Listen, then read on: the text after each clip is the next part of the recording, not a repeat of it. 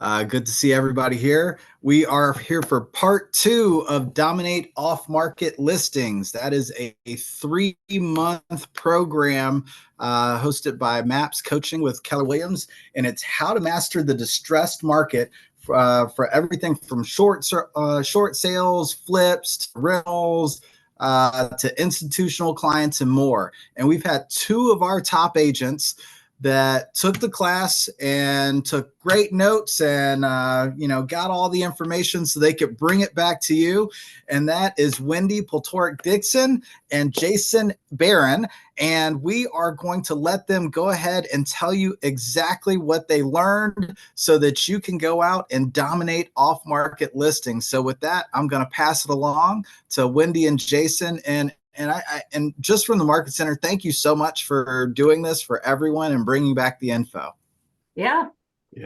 Thank you, Eddie. Thanks, Eddie. Appreciate the kind words there. And just now realizing how much taller I am than Wendy. This is but we're happy to have you here with us. Thank you for sharing a little bit of your time over the next hour here. We're going to try to keep it tight to the hour and pack as much information as possible. So for those of you that don't know a little bit about me, I've been with Keller Williams for about 8 years, since 2015, and started out way back when with Howard Hanna originally, and then saw the error of my ways and came over to Keller Williams, and it's been smooth sailing ever since. So happy to be here and happy to be with you guys. So like many instructors, we would encourage you guys to be interactive with this. We want it to be as relevant as possible. I know realtors talk a lot in real life, but they tend to clam up here on video. So don't be shy. We certainly want to be relevant and actionable for you. So if not by video, put something in the comment box. Definitely want to make this relevant to you and what you'd like to know. And then a little bit about me, for those of you who don't know me, I'm Wendy Dickson. I've been an agent since 13. I've been in the real estate business since 12. And my husband and I started in this business to renovate and flip homes. We've been doing that. We've flipped over 100 homes. We are now in the commercial multifamily apartment area of real estate as well. So it's kind of apropos that the second half of Dominating Off-Market Properties is a little bit about working with investors and motivated sellers. That's something that I am very familiar with, and as well as Jason, because Jason and I have worked on a couple of things together as well. So again, if something sparks your interest as we move forward in our presentation, please yell out. One other thing that I want to make a note of, Carrie is going to put a link to some of the information and tools that this coach, Christine Griffin, this MAPS coach, presented to everyone in the group. There is so much information. Everything from links to REI companies, links to REO companies, great scripts for talking to investors, talking to people who are dealing with a short sale, talking to banks, marketing pieces that you can literally drop your name in and send out. There is a ton of information. We're going to work really hard on getting that to you guys, and it'll be in our resource area as well. But for now, Carrie's going to share with you a link to the resources that are particular to the 8 to 12 weeks, which Jason and I are going to be talking about. So just keep that in mind. There's tons of great resources that we'll have for you. So don't feel overwhelmed with if you were on Jen and Pat's call as well, because there's a ton of stuff that we can share with you. So it's really about what niche you want to learn more about. So Yep. Okay. Well said, Wendy. Thank you. So kind of like Eddie mentioned, hopefully you guys caught the previous video that covered the first half of the class. We're essentially going to pick up from week 8 moving forward. So if anything's covered that way, the YouTube video is available for you, and certainly would encourage you to go check up on that. So I don't know if you guys have heard or experienced, but it's certainly a little bit of a low inventory market right now, right? So feels like somebody turned the faucet off, and where did all the listings go? So we're here to provide an option of something that could potentially be a leg to your stool for lead generation or listings. Hopefully we can give you a little bit of color and a little bit of background, and you can kind of determine if this makes sense for you. It's certainly not for everybody, but if you like it and think it's an option, it's definitely worth exploring, in my opinion. So I'm going to take a quick moment here just to give you an overview of what to expect here in the next 50 minutes, and then we're going to dive a little bit deeper into everything. So first and foremost, we're going to talk a little bit about how investors are a little different, and different, generally speaking, in a good way. But they're gonna talk a little bit of a different language. They're going to be a lot different than maybe your traditional first-time home buyers or retail buyers. So there's some things to know and some tips and tricks that hopefully we can kind of provide to make communication a little bit smoother and easier. How to find those investors. Some are pretty easy to find, some are maybe a little bit harder. So we're going to give you some tips on how to find the investors, how to find sellers, so how to speak to them and provide them options and lead from contribution and from a place of value. Supporting your buyer. So when you do find those investors and those buyers, they're going to be all different types. It's going to be the beginner that watched a YouTube video and is fired up and thinks they're gonna go find 38 doors in the first weekend, and sometimes you need to just meet them where they're at and bring them along and determine if it's a good use of your time to develop that particular buyer. And then you're going to find some veterans that have been doing it forever that maybe are unhappy with the current agent, and you can pick up where somebody else left off. So wide range of investors and buyers out there in the market. How do I get paid? Pretty important, right? We're not volunteering here. We're not a nonprofit, so we certainly would like to get paid. So how do you do that? How do you negotiate that? Becoming a BPO. For those of you that don't know, BPO stands for Broker Price Opinion. And what does that mean? Where to look? How to do that? What kind of experience it provides? Can it be a supplement to your income? Things of that nature. And then lastly, working with REOs on the institutional side, and also, bid sites, how those things work. Spoiler alert, it's pretty laid out for you. It's pretty structured. You don't have a ton of input there. So, but it can be a good source of new business and a good lead to cultivate as far as that goes. So hopefully that helps. And without further ado, I'll turn it over to Wendy here. So, as Jason said, investors are very different than traditional buyers. There are a lot of investors out there that have a lot of experience, and there's a lot of investors out there that need more guidance. And that's really something that you can determine when you're having a conversation with them. In the links that Carrie is going to drop in the chat, the instructor does have like an investor script of sorts, kind of a questionnaire, like a buyer questionnaire, like, hey, how many bed and baths do you want? How many, how large do you want your property? Do you want it to be wooded? Things like that. The same goes for an investor, right? They're going to have an idea of what they want to see in their bottom line, right? They might need to move money. They might just go for the 1% rule, which is like the income that they bring in from the property is 1% of what their all-in number is, right? So if it's $100,000, they want to make sure they're bringing in at least $1,000 a month. Okay, so it's stuff like that. Most investors who you're gonna be talking to have an idea of what those numbers are. I don't think that's as important for you as helping them get to their bottom line, right? Here's the areas, if they're out of state, here's the areas in Cleveland that I think are going to be good for you to work in.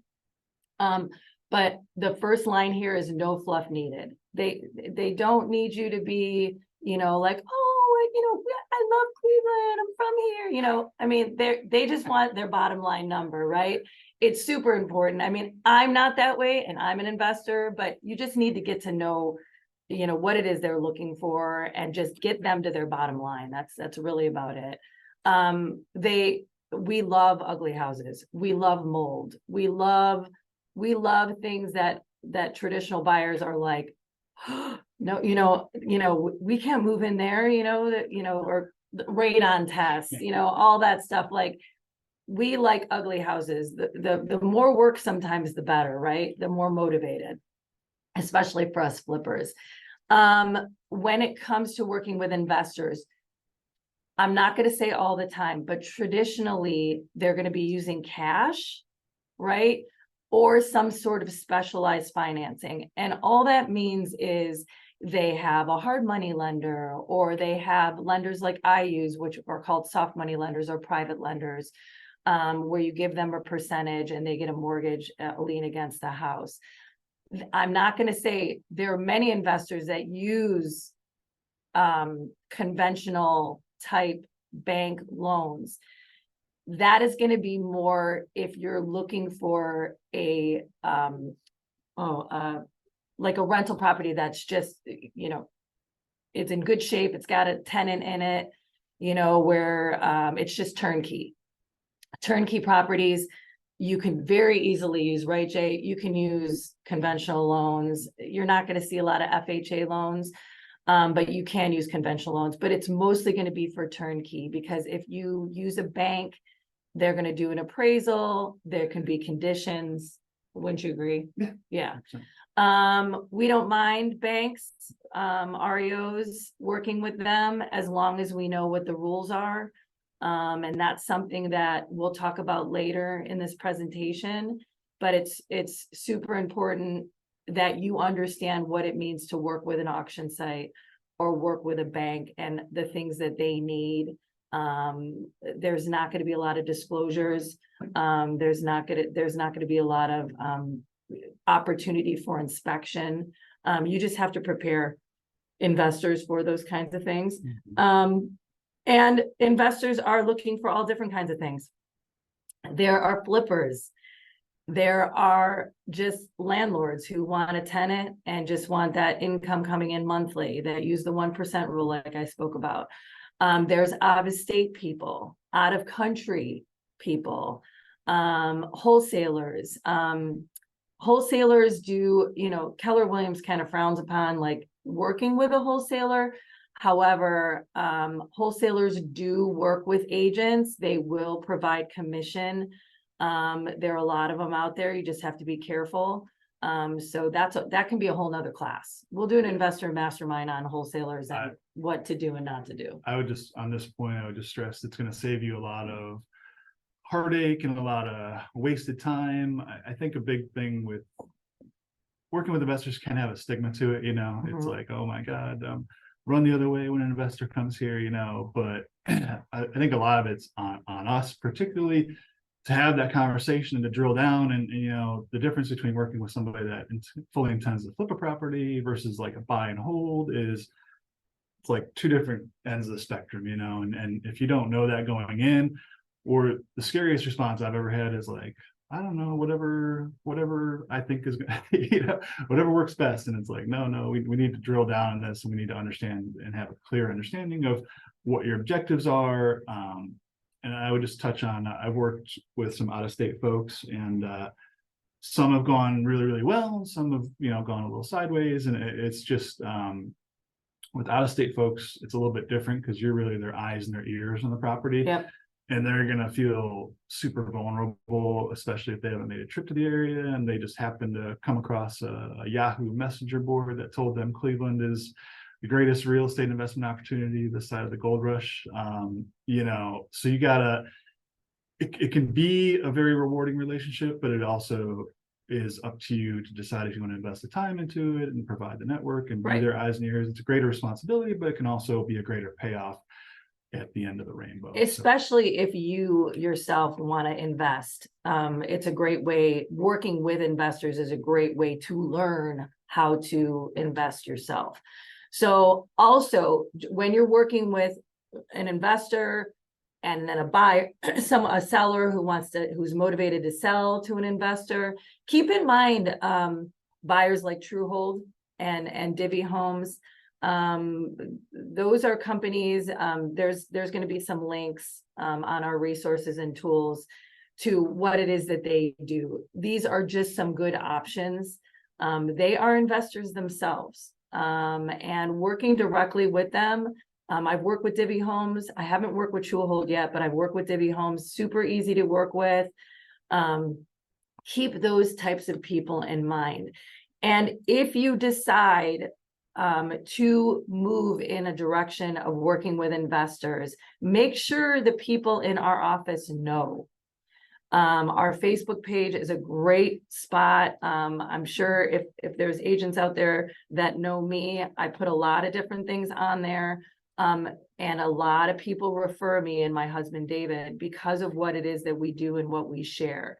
So please utilize our brokerage. We're over 450 some odd agents now. Use it.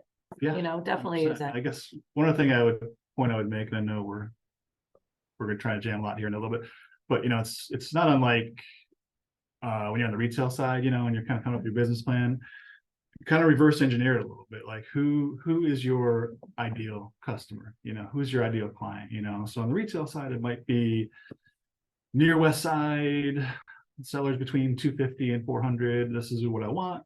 How do I go about it? And then you just kind of reverse engineer it. And you're like, okay, these people are hanging out in these circles, or they're here, and this is how I'm going to market to them, or I'm going to join this group and get in front of them a little more often. It's completely parallel to the investor side of things. So, would you prefer to work with somebody that's going to build a portfolio and be a buy and hold type, where maybe you help them buy 5 properties in the front end, they hang on to them for 5 years, and then you're listing them on the back end 5 years down the road? Yep. Do you want to work with flippers, where maybe if you source property and you provide value and you bring them deals, they take it, they flip it, and they list it with you, and you get a commission on the front end, you get a commission on the back end, and that works out best for you. So there's a lot of different ways to go about it, but I think instead of just kind of blindly going out there and just kind of like hoping that you find the right people. And it's funny, I have a real life example right now that just went up on the market. So we had an agent, she used to actually be in our brokerage. She's still a Keller Williams agent. She brought my husband and I a property in Cleveland Heights and Forest Hills. Motivated seller did not want to list. Okay, so this seller did not want to list. She brought it to us. I don't think she got paid on the front end, but that was her choice. She worked with the seller. She might have gotten a little money on the front end, but we renovated it and she is listing it. So yes, I'm an agent. Yes, I own the property, but she brought us the deal and now she's listing it. So I'm not listing it. She's going to get the commission on that. So just keep those kinds of things in mind when you're dealing with people like me. I'm going to make money on the flip side of it, right? So I don't need to list it. I'd rather you list it. If you bring me the property, go ahead and list it. The good news is she's a Keller Williams agent. The bad news is that she's not in our brokerage, but that's still okay. I mean, that's, everybody still wins is what I'm trying to say. So just keep those things in mind. These are awesome ways to find investors. Okay. There are tons of meetups out there. Most of them are free to go to. Just go and introduce yourself to people, tons of social media groups. RIAs are real estate investment groups. There's 2 main ones out here. There's Greater Cleveland Real Estate, and then there's Great Lakes Real Estate Investors. There are links on the resource page that Carrie is sharing. Again, you can go for free. Eventually you would have to be a member, but you can go and check it out. I think each of them are probably monthly, sometimes quarterly. It just depends. And referrals. And what I mean by referrals are, people like me, people like Jason, just network, let us know that you are interested in working with investors, and we can keep you abreast of what's going on in our world. Bandit signs, when my husband and I started 11 years ago, we would call these numbers. Like physically, the ones you see on the corners, call them.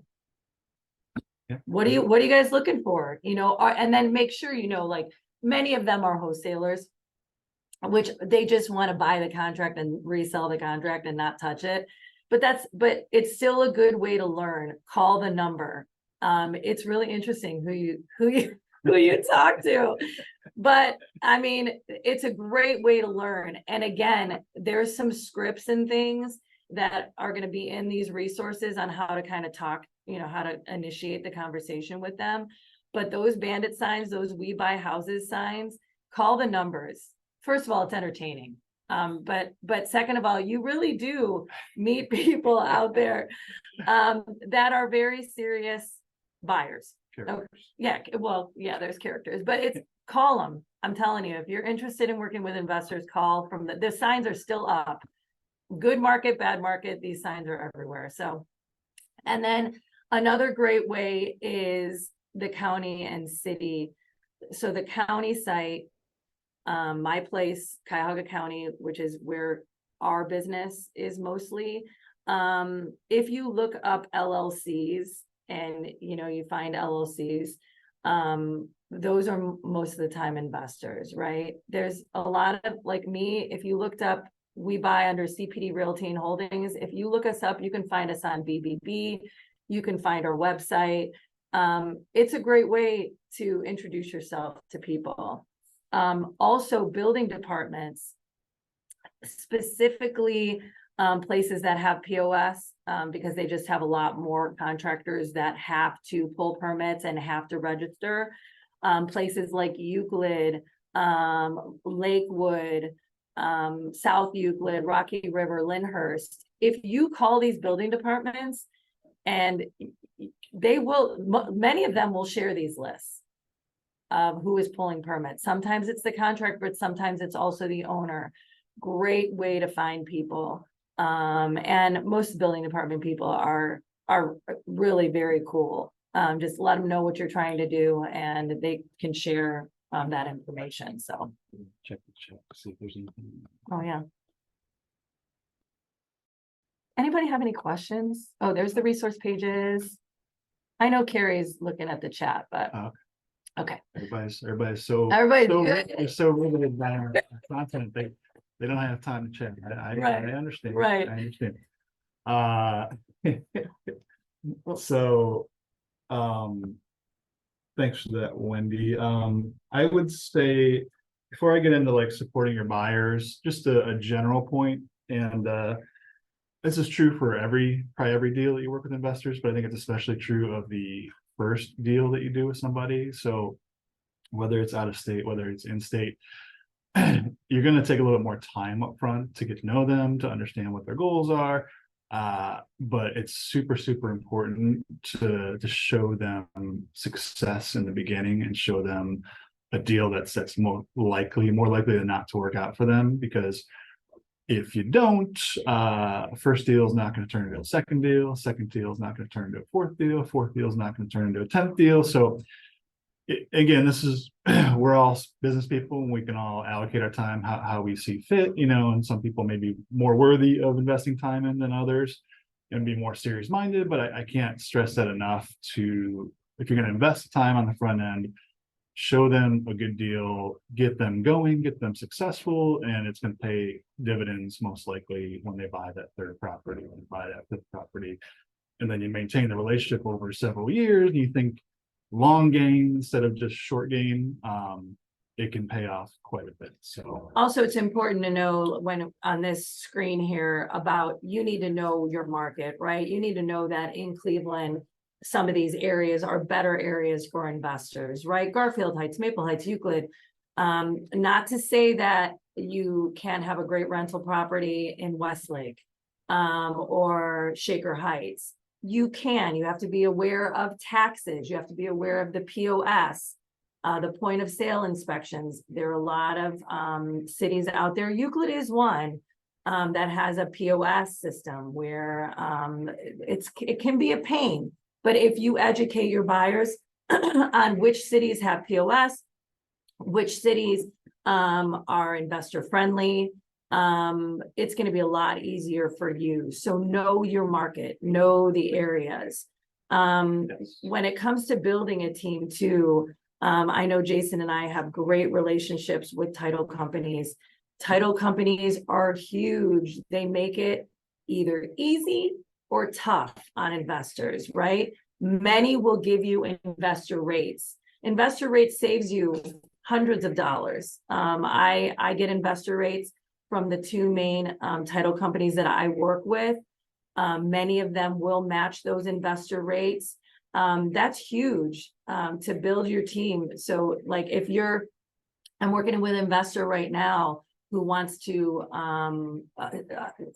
be one of our lenders in the syndication in the multifamily commercial space. He needs a good attorney to help him open up an LLC, put an EIN number together, put an operating agreement together. So, we at Keller Williams work with a guy named Josh Halpern. I've worked with him for the last few years. But you need to have some of these people on your team and make sure that they understand what it means to work with you. Yeah, the only thing I would add to that, and Wendy does, that's fantastic. I would just say, this is all part of creating value and separating yourself from other agents, and again, it's your choice. You don't necessarily need to be a full service person and provide end-to-end stuff, but if you're able to provide that value and give them folks that are going to help make their lives easier, 9 times out of 10, that's going to reflect well on you, and it's going to either cause you to get more business with that particular person, or I can tell you this, I don't know a lot, but I know investors talk and they tend to be in small circles. So if you're that person that's providing value and sourcing deals and able to do that, word's going to get out. Yep. And it's not only going to pay off for that, it's going to pay off for additional referrals, additional deals, and things of that nature. And the only other thing I would say is, this is true of any referral, and I think most of you guys probably already know this, so I don't mean to be repetitive, but like when you send somebody out, they're reflecting on you and your name. So make sure you vet you vet your contractor, you vet your attorneys, you vet everybody else. So if they screw up or if they screw somebody over, it's not them that they think, it's you. So it comes back to you. So make sure you spend a little time and know who you're referring out. Yeah, I mean, that's a huge thing. I mean, I've referred property management companies that have not worked out for my fellow investors. I've referred contractors that work fine for me and ended up screwing somebody over. It happens, right?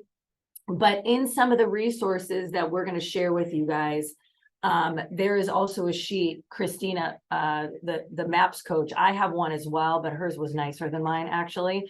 But it's literally a sheet with their preferred title companies, their preferred attorneys, their preferred contractors, their preferred property management companies that they share with their investor clients.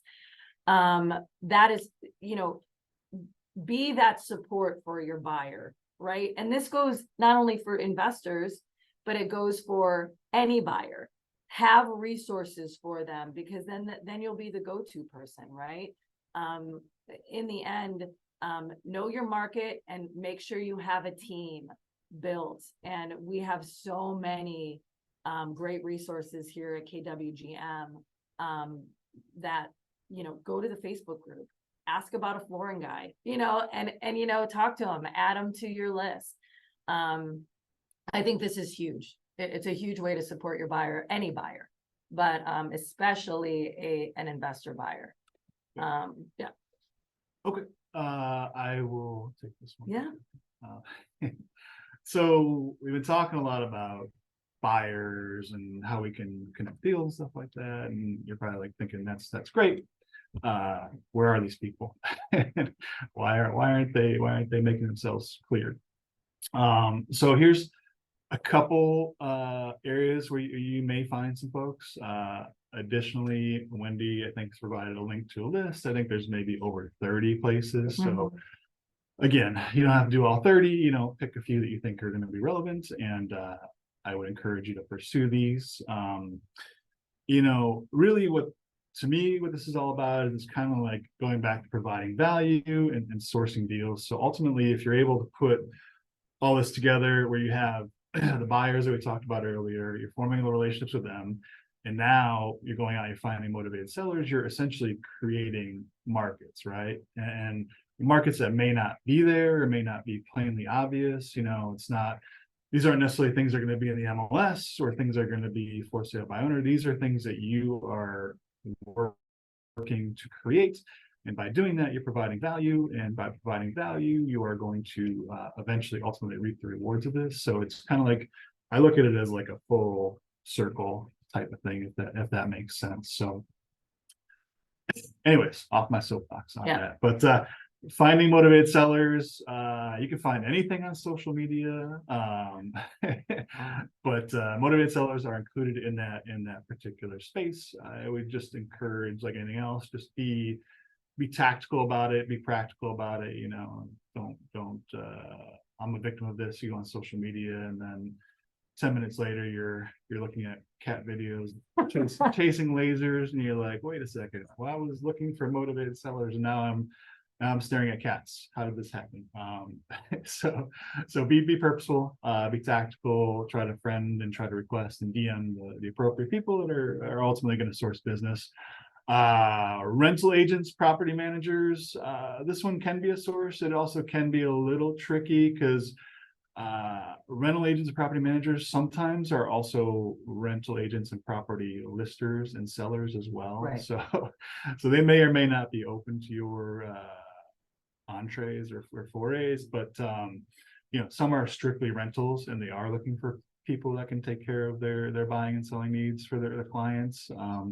I would also add to that, current investors. There's people that are, a lot of my investors tell me investing is a young person's game, and a lot of times, you can tell by my, it's great, right. But it's not there too much. But it's some people have been in the game for 20, 30 years and they're looking to get out, and they may have a package of properties that they're ready to let go at a certain price. They may not want to actively market it, they may not want to bother their tenants, but they also want it known that for the right price they would get out. So can you talk to those people? Can you have those off-market deals and shop them to all the buyers that you found from the beginning of our presentation? Yeah, possibly.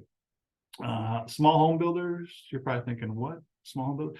Well, small home builders are building homes for buyers.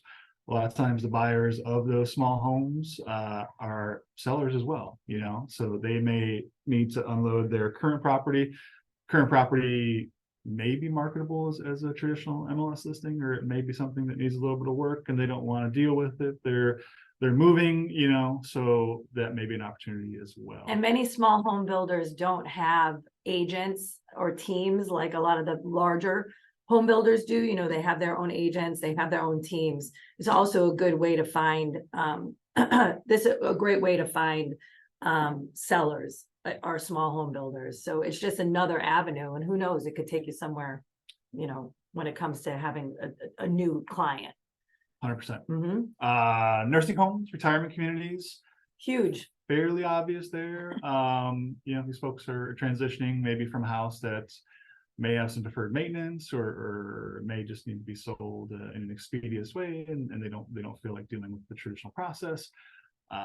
Pretty straightforward there. I think the biggest thing is getting creative and how do you get in front of the people that are going to be the decision makers, the referrals. I think that's going to take a little bit of work. They have there's networking groups, and there's opportunities to get in front of those people. Again, just depends on if that's an avenue you'd like to pursue. Networking. Yeah, of course, networking. It's networking. That's pretty generic. Yeah. Talk to people. Lenders, REOs. We're going to talk a little bit more about that. Touch on that a little bit more. Estate sales. There's plenty of lead services that will turn you on to probate. Typically, there's a big trail of paperwork and hints and clues as the folks that are going to be doing estate sales? Also going to estate sales. When you see a sign for an estate sale, walking in, I've done that. Oh. Walking into a estate sale and talking to, especially if it's not a company putting on the estate sale, if someone is just like, hey, I put mom in a nursing home and now we have to get rid of this stuff in the house. I walked into estate sales and talked to the sellers. So plus there's a lot of cool stuff in there too. You never know, you could find a gem. Yeah, but walk into some estate sales. Yeah. If you like that kind of stuff, walk into estate sales, if you like garage sales and stuff, walk into some of those estate sales. It's a great way to find buyers. And then Jason and I have done the last couple things actually together. Door knocking and door hangers. Yep. Yeah, and I guess the big picture thing that I would touch on this is some of these more than others, probably like nursing homes and maybe estate sales and probate and stuff like that. It's going to take a certain amount of emotional intelligence and a certain amount of I guess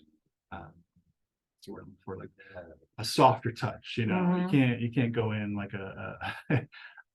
with a bull in a china shop and say, where's your referrals? You have to be very sensitive to what's going on, you know, and it's going to be a little bit more emotional work on that side, you know, in terms of dealing with people that may be going through tough situations where they lost a family member, right, or they have somebody that's, you know, unable to care for themselves anymore, and that can always be a very delicate situation. So just know what you're going into and how you're going to approach it. And there's some great scripts also that Christina put together when it comes to speaking to different kinds of sellers. We obviously, David and I and Jason and I did a campaign together where we put a door hanger up, and then, you know, the following week you go and knock on the door and let them know who you are and what, you know, and what it is your objective is. But there's tons of great scripts and marketing pieces. I have a bunch of marketing pieces too, but Christina Griffin, the coach of and the resources that she put together, there are some great marketing pieces that you can actually just throw your name in there, and great resources, yellow letters, companies that do the postcards, that do some of these yellow letters, that create some of the door hangers. It's not super expensive. And if you want to farm a certain area, even like the street that you live on, I live near in the Parma area, and there's just some we hang our signs up all the time on people's doorknobs, and we get the calls. You know, we've gotten some motivated sellers to call us back from direct mail pieces, postcards, things like that. But again, in the tools and resources, there's tons of great information. You don't have to start from scratch. That's why we all took this class for you guys. So you guys don't have to start from scratch. There's great tools that we will provide for you. Yep. I would just add one more before we switch over. Yeah. I know we're running close on time here, but this may go back to the first half of the lessons, but I think pre-foreclosures is also another area that could be ripe for opportunity. And again, it's just it's a little bit of a sensitive situation. You know, people may be going through some financial difficulties, but you have the opportunity to provide value. You know, it's one of those situations where, you know, if it keeps going down the path it's going, they're potentially going to lose their home and any equity they may have built up. So ultimately, refer to the resources, but my understanding is that they control the property all the way up until the very end of the foreclosure process. So it may be a situation where they think they're totally screwed and they're not. You know, they could be like 6 months away, and ultimately, hopefully, they're able to pull themselves out of it if they want to stay in the home, and you can provide them resources on that. But if that's not an option, how can you help them maybe salvage some equity where they walk away with, you know, 20,000, 30,000, instead of letting the process play out, and ultimately they may walk away with nothing at that point in time. Yeah, it's a great. Jason's right. A lot of these people don't even know that there is a way out. But even if the foreclosure process has started, great point, Jason. Great point. I try. You do. Sometimes. You do. So again, there's so many great scripts and things that are going to be in the tools and resources that we provide you.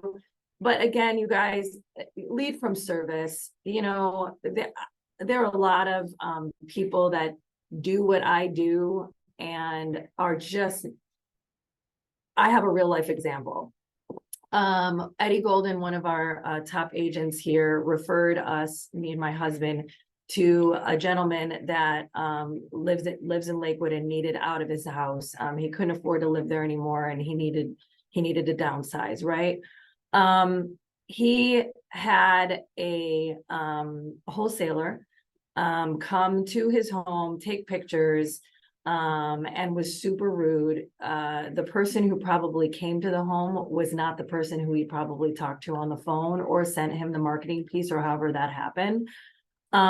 So the person who came and took pictures was rude, did not care about this guy's situation at all, just wanted the bottom line money. This is what I can offer you. And they ended up selling the property to me and my husband because we led from service. We didn't give him as much money as this other company was promising him, but they were a wholesale company. So they were probably trying to sell the contract to someone else. Just be super, super careful about investors like that, who are not looking to flip the property, who are not looking to lead from service, who are just looking to sell the contract and tie up the property. And anyway, David and I led from service. We worked with them for quite a few months, and we finally ended up closing on the house for them yesterday, actually. So now we're going to renovate the house. Yeah. But lead from service, be kind. That's just the Keller Williams way anyway, but just be kind, lead from service. Go ahead, Jay.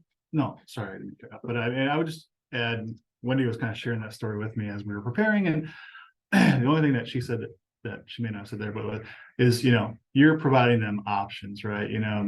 This particular cash offer with certain terms is going to be one option, but you could also, it could be a situation where listing it traditionally is right for them. So I think it's important not to just jam one solution at them and just kind of crowbar them in. And I'm not saying Wendy did not do that. No. She presented options. In this particular case, the cash option to buy it straight up worked out better for that particular seller. But many times that may not be the case. It may just be that listing it in the MLS and trying to maximize your value may end up being the better option. So, come from service, come from contribution, provide solutions, and ultimately it's going to work out for you in the end. Yeah, and let them know, because what I did is I said, hey, you can make more money if we list it and just sell it as is. But this guy needed to stay in the house for 90 days. There was a lot of stipulations that kind of lean them towards the cash sale. But again, if you have a buyer's list of investors, of people like me, who might want to purchase the property for cash, have that available. Because if you talk to a motivated seller, like Jason said, they might want to list it. Give them those options. If we list it, this is what can happen. There could be inspections, it could be a conventional loan, there could be conditions, things like that. However, I do have a list of investors that will buy it cash. That's your option too. You might get a little less money, but you won't have to have the hassle of putting it on the market, people walking through your property. So collect a buyer's list. That's kind of what this part of the presentation is about. Have a list of people that you know. Oh, I know Wendy and David Dickson, are investors, or I have X, Y, and Z, so that when you do talk to a motivated seller, you have more than just one option for them. And I think that's what Jason was trying to say. Vendor lists, we talked about this, building your team, making sure you have great scripts. Obviously you guys know this as being an agent. Keller Williams has great scripts. This MAPS coach has some great scripts. Again, don't read from the script, be yourself, but make sure you know how to speak to motivated sellers and be kind, because they could be in a situation that is really difficult. And listen, put on your listening ears for sure, right? I mean, that's kind of what this is all about. So, getting paid. Jay, you like getting paid, right? Get that money. I do. Hopefully all of you guys do as well. So this is pretty straightforward. And again, we're not reinventing the wheel here, but when you're working with a motivated seller, you want to be upfront and you want to let them know how you get paid. So, I mean, it's going to be one way if you decide to go the traditional listing route, you know, it's probably going to be a more traditional 6 or 7%. There's going to be a split with the co-broke. If you go the other route, you know, maybe a little bit structured a little bit differently. It may be a flat number, it may be a flat percentage. You know, if you're ultimately bringing the buyer and the seller and you're kind of providing a full loop, you know, you may be entitled to the full commission. That may be something that you could potentially get both sides. I don't know if there's one way to tell you how to do it. You know, ultimately you're going to decide that for your own business, but one thing I can say is I think it's important to have that conversation up front and make sure you're clear with the seller how if it goes this way, this is what it's going to look like. If it goes that way, this is what it's going to look like. And then ultimately you're on the same page and you're going to save yourself possibly some headaches down the road there. Yeah, it's really important, you guys, to understand, like for me, because I'm the end buyer, I don't take a commission when I work with a motivated seller, right? But if you're working with me and you're working with the motivated seller, you need to have that discussion with me and or with the seller on how you're going to get paid. You need to have a plan up front is all we're trying to say, whether it's a buyer's agreement with the investor, like, hey, if we find a house that's off market, there's not going to be an agent on the other side involved. We need to discuss what that looks like for me for the time that I'm spending with you to find this property. Whether it's a percentage, whether it's a flat rate, you need to work that out with your investor. Like, hey, the seller may pay me, but if we find a property that's not on the market, you know, you need to pay me. You know, I'm not doing this for free. So just the whole point here is just be prepared. Prepare your investor, right? This is what, you know, I'm going to look on the MLS, but we're going to try to find off-market properties. And if that's the case, I need to build in my commission. And so just keep that in mind for getting paid. Right? Right. Okay. Okay, so we got about 10 minutes here. So these last couple are going to be pretty quick once overs, and then we'll leave a few minutes here at the end in case you guys want to pop up with any questions. So becoming a BPO, broker price opinion. So a couple things I will say on this. I think back to what Wendy had said earlier, if you think at some point down the road you might want to become an investor, or even if you're like a newer agent and you want to just get a feel for like what's going on in the field and how to become better at your craft, or if you're an older agent that needs to brush up on things a little bit and maybe but on the field as much as you like, I think it can be a great option.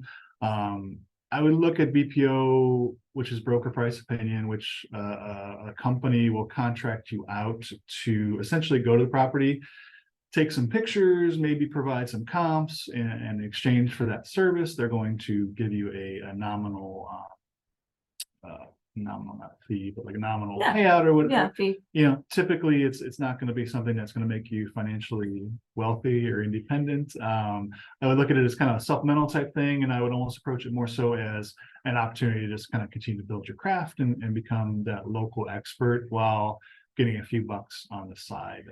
I do broker price opinions for the Cuyahoga County Land Bank. They contact me, I don't know, maybe once a month. They give me $50. I actually don't have to go to the property. That's just the way they do it. They just need as is value. A lot of times it's not what the ARV is, which is the after repair value. So it is actually the as is condition. They need an idea of what the as is condition is. Just to be straightforward, they give me $50. I actually set that fee. They give me $50 each time I do one. I give them a comp analysis. I give them my opinion. I run the one line CMAs. I run that for them, but every organization does it differently. So people like, there's the Cleveland Land Bank. There's all the banks. There's banks, they do BPOs, they pay BPOs. Right here, we'll give you guys this presentation here, but this is a link to the requirements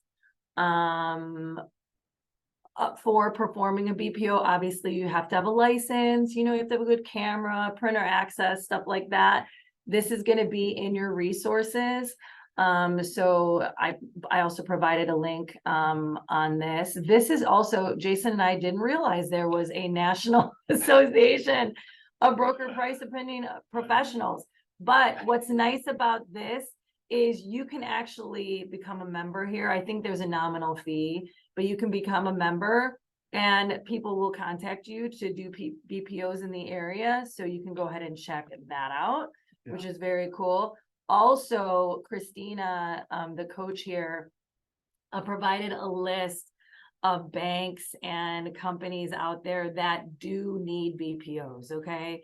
Each one of them have a different link and a different sign up, but it's something to look into. Like Jason says, it's supplemental, but if at one point I used to do like 20 a month, at $50 a pop, that's a nice little, chunk of change that you can keep and not have to share with your significant other. But anyway, there's some really great links here, guys. It's what you do for your clients already. You give them an opinion on what the price of their property is. And this is just a different way of getting paid. Yeah, I think one other comment I would add, and then we can move on to the next slide, but a place where this could cross over into real world applications. So back to a couple slides ago, we talked about who do you want to work with? Are you working with flippers? Are you working with people that are going to buy and hold? But I think this could especially cross over to folks that are going to be flipping properties, because what they're invariably going to ask you at some point in time is, if I buy this property for $80,000 and I put X, Y, and Z into it, what is the value going to be at the end of the rainbow here? So, and does this work for my model? So by doing some of these BPOs, while it's not going to necessarily make you rich per se, it could make you rich with knowledge.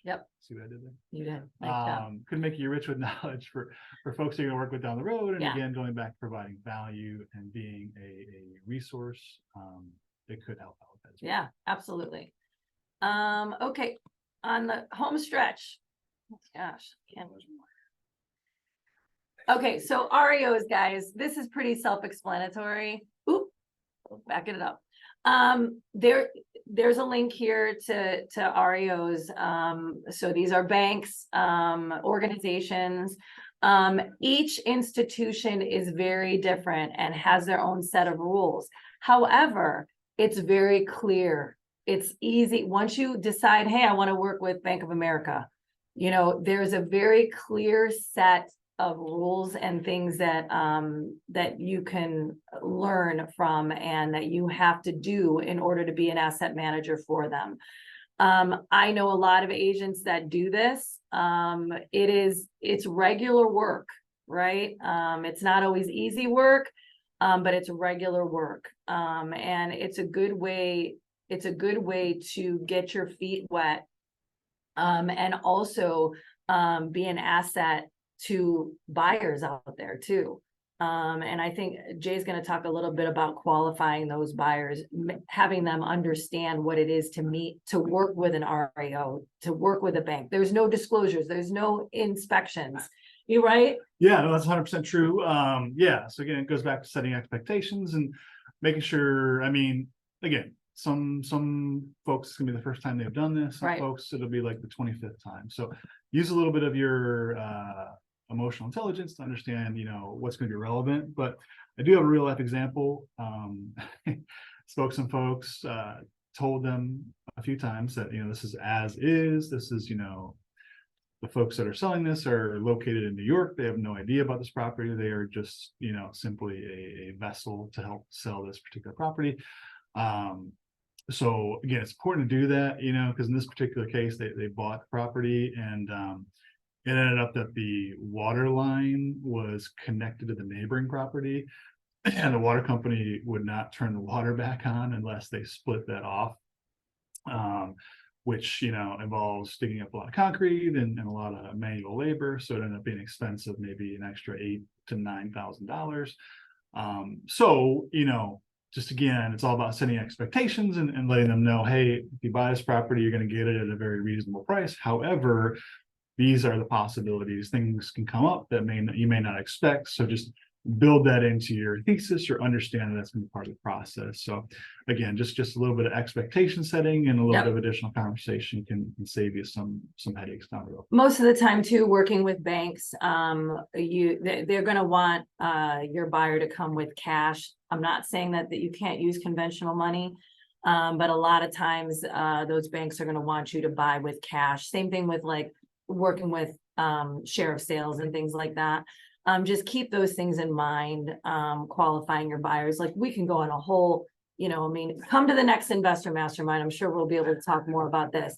Also, the last thing on this page that's super important, and if there's any questions, let us know, but know how a property ticks, right? Be able to say, okay, that furnace is 25 years old. It's going to need to be replaced. Or, hey, there's a little mold down here. We're going to have to get a mold remediation company in. There's a list here that I linked to of just walking it, right? What kind of property is it? Where's their damage? What are the repair costs? You know, just make sure you know how the property ticks.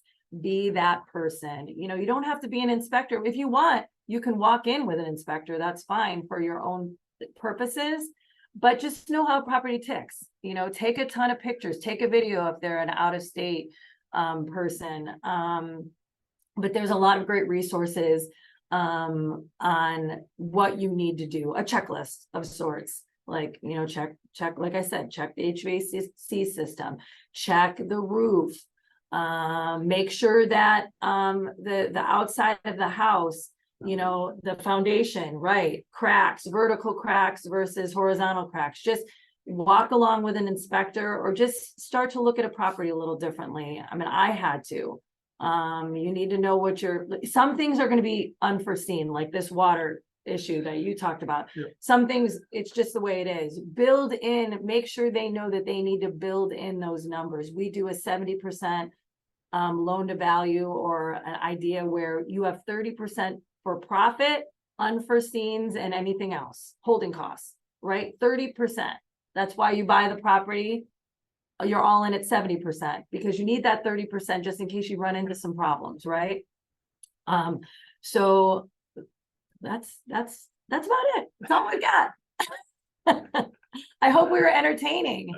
So thank you for your time. I know this one got rescheduled, so thanks for understanding that. And if you have any questions, ask Wendy first.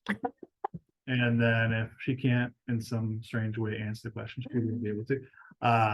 Feel free to reach out to me. We're certainly more than happy to be a resource if this is an area of interest for you. You know, reach out. hey, Maria, I see that can we talk a little bit more about investor rates? Sorry, I missed that.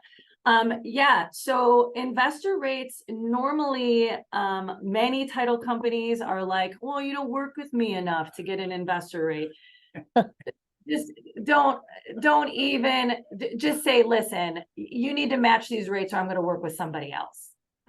Investors should get investor rates. The whole point for a title company giving investor rates is they want that investor to come and close with them over and over and over again, right? So I work with a couple of companies that give me investor rates. However, when a buyer wants to use their own title company and they're like, no, we're not working with yours, we want to work with this title company, I call them and I say, hey, listen, I'm an investor and I don't want to lose this deal, but I need to get investor rates. This is what my title company does for me.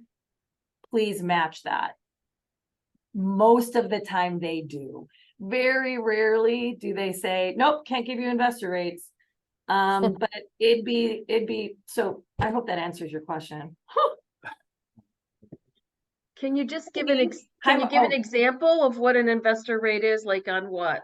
Is it on like the deed or sure. is it? Oh, okay. Yeah, sure. Yeah. So normally they can give you a discount on escrow charges. So say the escrow charge is $350. they can cut that in half. Normally I see a $300 or $400 credit, which is awesome, right? I mean, in the end, it's helping on rates. So, but yeah, they have to do it through the escrow. Every title company is different, but they have to do it through the escrow charges, through title, escrow, any of those charges. You know, they can't give you a discount on the attorney, you know, fees or, you know, transfer tax, none of that. It has to be through the escrow charges. So it's awesome. And what's really cool is when you know that and you're working with an investor and you go, hey, I can give you about $300 or $400 discount by working with our title company. They're like, what? Awesome. I mean, and a lot of that, people are so thrilled when I tell them I can get them investor rates if it's like a, you know, if they're a landlord or they don't live in the property. It's very cool. Very cool stuff. Example of what does that say? Payment arrangement to an investor. Oh, okay. I'll touch on that. Yeah. So you need to have a conversation. Normally, this is what I would say, guys. I would say 1% at minimum. I know that's not a lot of commission sometimes, but when you're working with an investor, you know, 1 to 2% of the deal is fair. If the motivated seller is not, if it's an unlisted property and you're working with a motivated seller, the motivated seller needs the money, right? So they're not going to give you any commission or any kind of fee. I would be they might, I'm not saying right, but I would make sure that you have an agreement with your investor, like, hey, Mr. Investor, sometimes these properties aren't going to be on the market. I would appreciate 1 or 2% of the purchase price. Okay, no, thank you. Yeah, It's a no problem. situation you kind of gotta know your value, right? Yeah. If you're out there spending money on marketing, Right. using time to Sure. make this happen, then yeah, you should get paid for it. I mean, we're not here to, especially if you're, you know, you might have a half dozen investor buyers working for you. If you're gonna bring a deal to somebody before you bring them to anybody else, you know, I think there's value in that, and I Yeah. think you should be paid accordingly. And it could be like a buyer's agreement. We have Agreement. those in our Keller Williams paperwork and stuff. Use that buyer's agreement and just strike out, you know, whatever it says and just say, have that conversation before you start working with them, because this person that I bought this Lakewood property from, she got nothing. I didn't give her anything. She didn't work it out with the seller on the front end. She got $0. I mean, she's listing it for us now and I'm going to pay her commission, but Yeah. that's her fault because she didn't have the conversation with me. And because I didn't have it built in, right? Or the seller, she didn't have anything built in for them. Like, hey, I'm going to try to find you a buyer. You know, I'm going to tack on $1,000. Yeah, know? But Yeah. your time is worth it. Have that conversation ahead of time for sure. Yeah. thank you. That's helpful. Yeah, you got Some it. hurt feelings at the end. Yes. Okay, it's resource link. We got that. Awesome. Oh, thanks, Brian. You guys, I'm telling you, any other questions you have, please reach out to Jason or I. You're gonna see some of those resources we spoke about today, but Carrie and I and Kate are gonna work on the front end. Some of those scripts and the marketing and stuff came from the first part of this series. So we're going to do some copy and pasting and get you guys some of that information too. So be patient, but go get them out there. There's still stuff out there. Don't Thank listen. you guys so much. This was Yeah, so you got it. informative. We're gonna send out a follow-up email like Wendy said. It might take probably maybe early into next week just because we have to copy all these links and information, but we'll be sure to send it to you guys, of course, with Wendy and Jason's contact info as well, if you have any additional questions for them. So thank you, Wendy and Jason, and thank you everyone for joining us today.